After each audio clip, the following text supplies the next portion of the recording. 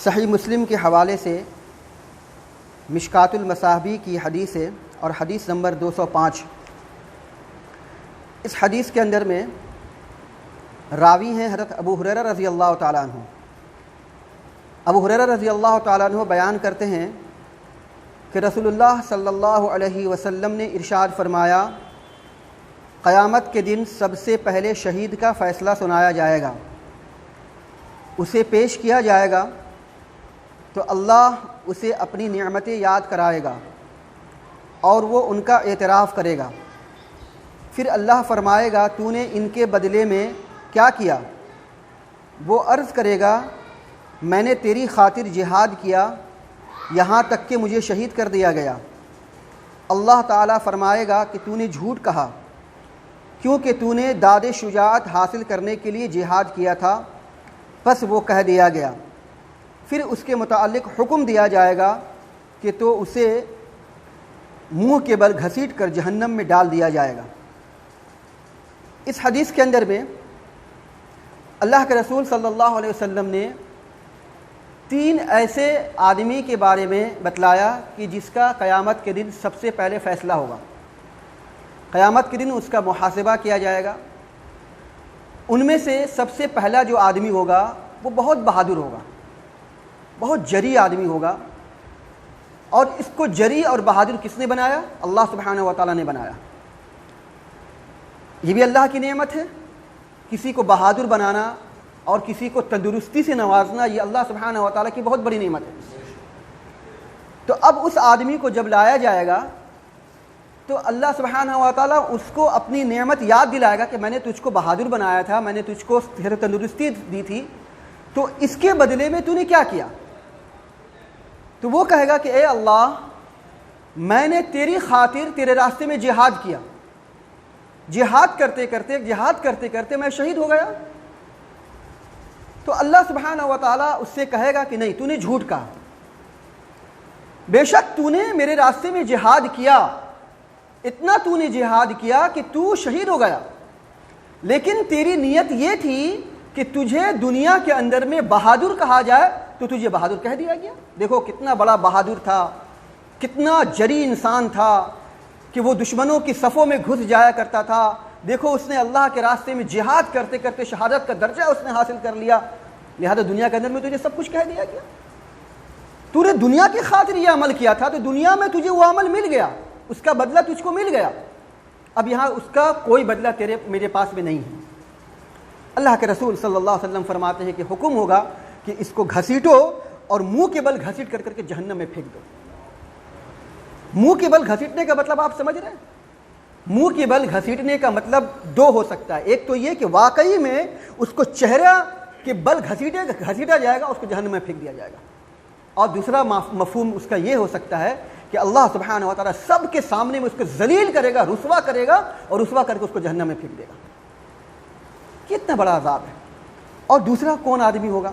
دوسرے آدمی کے بارے میں اللہ کے رسول صلی اللہ علیہ وسلم نے فرمایا کہ جس نے علم حاصل کیا۔ علم حاصل کرنے میں انسان کو کتنی محنت اور مشقت برداشت کرنی پڑتی ہے۔ ایک انسان اپنا گھر بار چھوڑتا ہے، اپنے کھیت کھلیان چھوڑتا ہے، دور دراز کا سفر کرتا ہے، مصیبت اور پریشانی برداشت کرتا ہے، کبھی کبھی بھوکا رہتا ہے، پیاسا رہتا ہے، بھوک اور پیاس کو برداشت کر کر کے علم دین حاصل کرتا ہے۔ کیوں حاصل کرتا ہے؟ تاکہ دوسروں کو سکھائے، اللہ کے دین کو دوسروں تک پھیلائے۔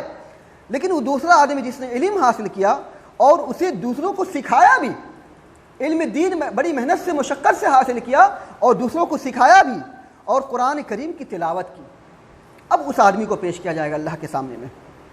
اللہ اسے اپنی نعمتیں یاد دلائے گا، میں نے تجھے دین کا علم دیا تھا نا۔ اللہ کے رسول صلی اللہ علیہ وسلم نے ارشاد فرمایا، من تفقہ فی الدین من یرید اللہ خیرا یفقہہ فی الدین، اللہ جس کے ساتھ میں اچھائی کا ارادہ کرتا ہے اس کو دین کی سمجھ عطا کرتا ہے۔ اگر کسی کو دین کی سمجھ ہے تو اسے اللہ سبحانہ و تعالیٰ کا شکریہ ادا کرنا چاہیے کہ اللہ اس کے ساتھ میں بھلائی کا ارادہ کر رہا ہے۔ تو وہ آدمی جس کو اللہ نے دین کا سمجھ دیا، دین کا علم دیا، اس آدمی کو اللہ کے سامنے میں پیش کیا جائے گا۔ چنانچہ اسے بھی پیش کیا جائے گا، اللہ اسے اپنی نعمتیں یاد دلائے گا، میں نے تجھ کو دین کا علم دیا تھا نا۔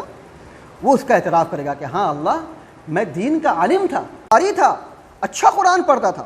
اللہ پوچھے گا کہ تو نے ان کے بدلے میں کیا کیا؟ دین سیکھا تو دین سیکھ کر کے، قرآن کو سیکھ کر کے تو نے کیا کیا؟ تو وہ کہے گا کہ اے اللہ میں نے علم سیکھا، اسے دوسروں کو سکھایا اور میں تیری رضا کی خاطر قرآن کی تلاوت کرتا رہا۔ اللہ فرمائے گا کہ تو نے جھوٹ کہا، تو نے علم دین حاصل کیا، تو نے قرآن پڑھا اور دوسروں کو سکھایا، اس کے پیچھے مقصد کیا تھا؟ اس کے پیچھے مقصد یہ تھا کہ تجھے عالم کہا جائے، تجھے کہا جائے کہ تو بہت بڑا علامہ تھا، تو بہت بڑا عالم تھا، تو بہت دین کا جانکار تھا، تجھے عالم کہا جائے، اور قرآن پڑھاتا تاکہ تجھے قاری کہا جائے، تو بہت اچھا قرآن پڑھتا تھا، بڑی اچھی روانی سے قرآن پڑھتا تھا، لوگوں کو رلا دیتا تھا، لوگوں کو لوگ تیری قرات پر اشعش کرتے تھے، قرآن پڑھاتا تاکہ تمہیں قاری کہا جائے، وہ کہہ دیا گیا۔ پھر اس کے تعلق سے حکم دیا جائے گا، اسے منہ کے بل گھسیٹ کر جہنم میں ڈال دیا جائے گا۔ کیا فائدہ؟ کیا فائدہ علم دین حاصل کر کے دوسروں کو سکھا کر کے، جب اس میں اللہ کی رضامندی نہ ہو، اس میں صرف اور صرف دنیاوی مفاد ہو، دنیاوی مقصد ہو، تو ایسے دین کو پھیلانے سے اور حاصل کرنے سے کوئی فائدہ نہیں۔ تیسرا وہ شخص ہے جسے اللہ تعالیٰ نے مال و زر کی تمام نعمتیں دی، اللہ نے اسے پیش کیا جائے گا، اسے اللہ اپنی نعمتیں یاد کرائے گا، وہ اسے پہچان لے گا، اللہ اسے پوچھے گا تو نے ان کے بدلے میں کیا کیا؟ میں نے تجھے مال دیا تھا، تو نے کیا کیا؟ وہ عرض کرے گا میں نے ان تمام مواقع پر جہاں جہاں خرچ کرنا چاہیے تھا، جہاں جہاں خرچ کرنا تجھ کو پسند تھا، میں نے خرچ کیا۔ اللہ فرمائے گا تو نے جھوٹ کہا، تو نے جھوٹ کہا، تو نے تو اس لیے خرچ کیا کہ تجھے بڑا سخی کہا جائے، بس وہ کہہ دیا گیا۔ پھر اس کے تعلق سے حکم دیا جائے گا تو اسے منہ کے بل گھسیٹ کر کے جہنم میں ڈال دیا جائے گا۔ یہ تین آدمی ہیں۔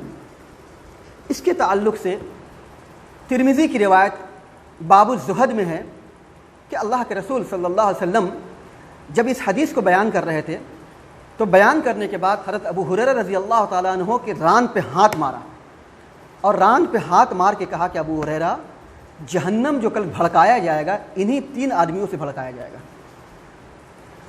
یہ تین آدمی کل جہنم کا ایندھن بنیں گے۔ سمجھ رہے ہیں آپ جہنم کا ایندھن کا مطلب؟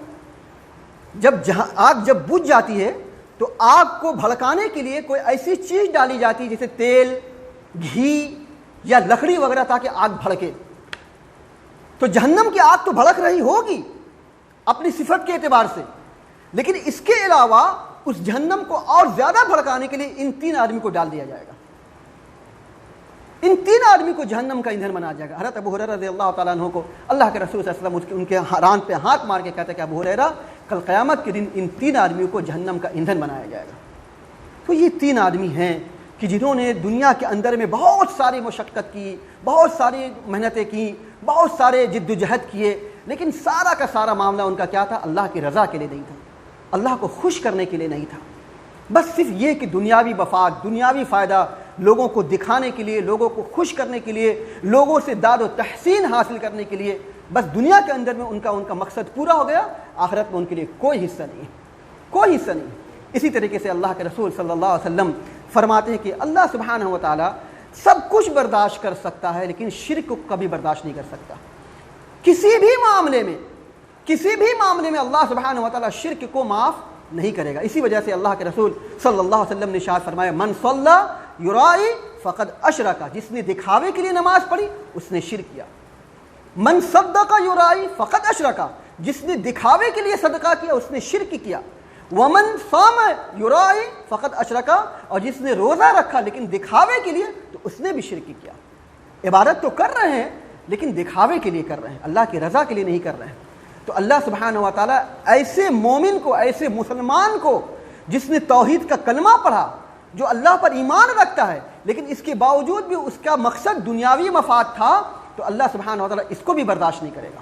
اللہ سبحانہ و تعالیٰ نے قرآن مجید میں کیا ارشاد فرمایا؟ اللہ نے فرمایا فویل للمصلین، تباہی ہے، بربادی ہے ایسے نمازیوں کے لیے الذین هم عن صلاتهم ساہون، جو اپنی دکھاوے کے لیے نماز کو پڑھتا ہے۔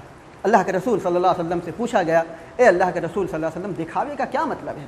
اللہ کے رسول صلی اللہ علیہ وسلم نے فرمایا دکھاوے کا مطلب یہ کہ ایک آدمی نماز پڑھ رہا ہے، ایک آدمی نماز پڑھ رہا ہے، نماز بڑے خشوع اور خضوع کے ساتھ میں پڑھ رہا ہے، اچانک کوئی آدمی آ جاتا ہے، اب اس آدمی کو دکھانے کے لیے اپنی نماز کو کیا کرتا ہے؟ لمبی کر دیتا ہے۔